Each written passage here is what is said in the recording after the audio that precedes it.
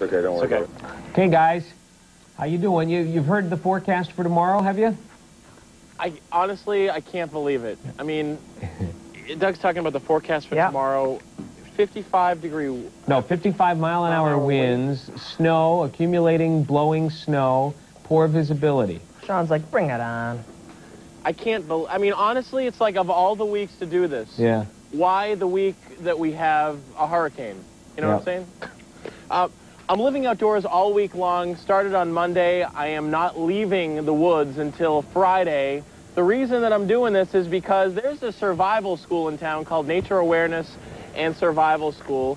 Sean Pearson is one of the co-founders, and he and his partner teach people how to live in the woods with nothing but the clothes on their back. And so we're trying it out this week. We brought a knife, we brought a couple of man-made things, but for the most part, we are roughing it. And now we're going to make some grass mats. Grass mats, believe it or not, they're pretty important. On Monday we did shelters, and one of the biggest heat losses in our shelter is the door. And so we can use the grass mat to cover the door, or we can actually use it to separate our body from the ground. All you need is to harvest some wild grasses, and you harvest them in bundles about okay diameter. And what you do is you break them in half so that you have 2 stacks, and flip them over. So if this is where they broke, you flip them so that the thick end is with the thin end. And once that happens, you use some of your twine that you either have with you, like a shoelace or something, or the twine that you've made, and you just start sewing them together with your twine, and you just keeps going, and you have something to lay on. Or you have a door. Yeah, one of the things I noticed in the debris shelter is there's a lot of wind coming through the door, and what we try to do to block it off is to take extra debris and just block off the whole door. But when you're crawling in backwards, it's tough to secure all 4 corners of the door because it's big enough for your entire body to fit through. So you just drape this from the top of it, I guess. Yeah, what you do is you put it out, and you put a couple sticks underneath it to hold it up, and you can even pile debris on top of it. And then you crawl in, and you reach out, and you yank the sticks, and the whole thing goes and falls down. And you've got a pretty good door. No wind or anything, especially with all these little pieces of leaves that are in here. And this stuff you can make cordage out of. Yeah, I got a quick question for you. Last night, I got up a couple times to go to the bathroom, and you were telling me if you got to pee in the middle of the night, don't hold it in. The reason why is because... it takes a lot of energy from your body to keep your urine warm. I never knew that. And so you're actually losing heat. So one of the reasons that you might be cold at night is because you got to go. Might as well just get it over with. Yeah, you said you woke up at like 2:30 the first night and you had to go to the bathroom. You go to the bathroom, run around a little bit, get warm again, take a bite of some food, you know, a candy bar if you're camping or something, and crawl back in. And with the loss of that urine and with the extra food and you heating your body up, you'll be nice and toasty again. All right. Sean Pearson will be back with more tips after this and preparing for the week ahead. Stay with us.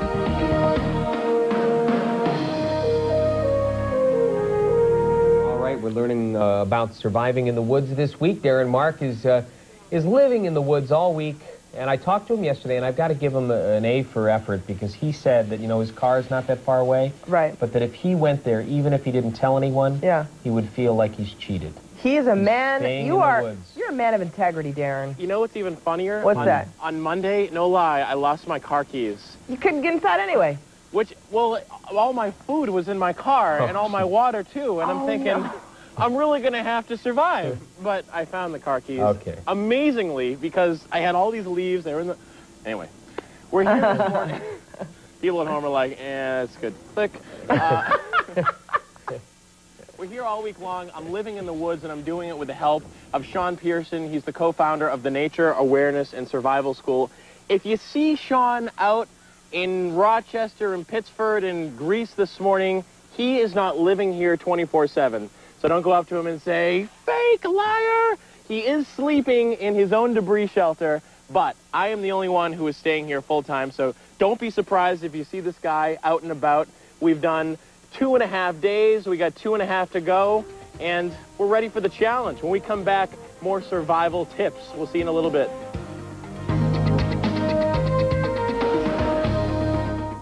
Okay, we're going to go back out to Darren now. Yeah, he's spending a week in the woods. Started Monday. He's going to stay there till Friday. Promises not to leave the woods despite tomorrow's forecast for 55-mile-an-hour winds and blowing snow. Good for you. Sure, let's have a tornado too.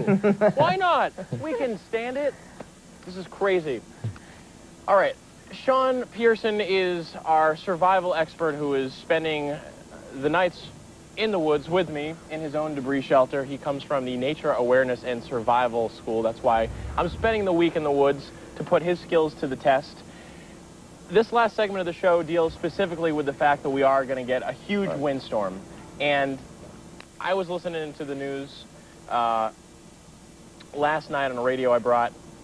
The meteorologist said Darren Mark will not have a debris shelter after the windstorm. He will.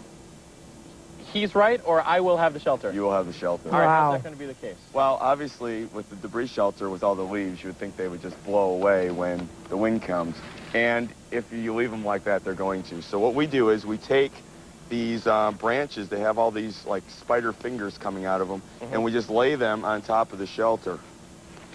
Just like that? Yeah, and try to flatten them out. And what happens is this acts as a catcher for the leaves, so the leaves don't blow away. And have you ever put this to the test, or in theory, it should work? It's one of those things.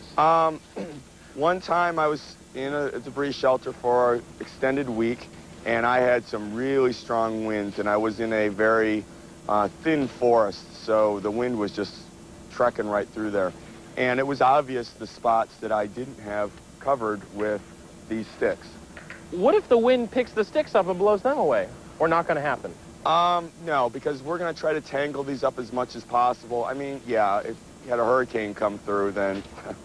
Goodbye, shelter. Goodbye, self. I'm going to wake up in Oz tomorrow morning. Exactly. Another concern is the snow. David, a couple minutes ago, said there's going to be blizzard-like conditions with the snow.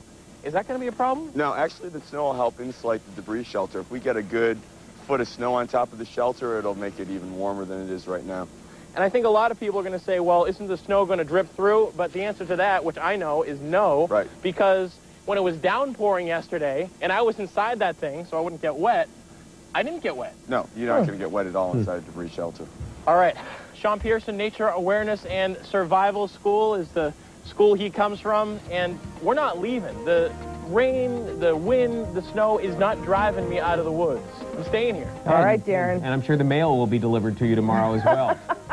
All right. I will, by way of the sky. Yeah, there you like go. the wind's going to blow it. Yeah, mail drop. Yeah. Bye, Darren. We'll say a little prayer for you. See you tomorrow. If you see news happen, dial 222-1313 or star 13 on your Verizon Wireless phone. This is a free call. Join in. A service brought to you by Verizon Wireless.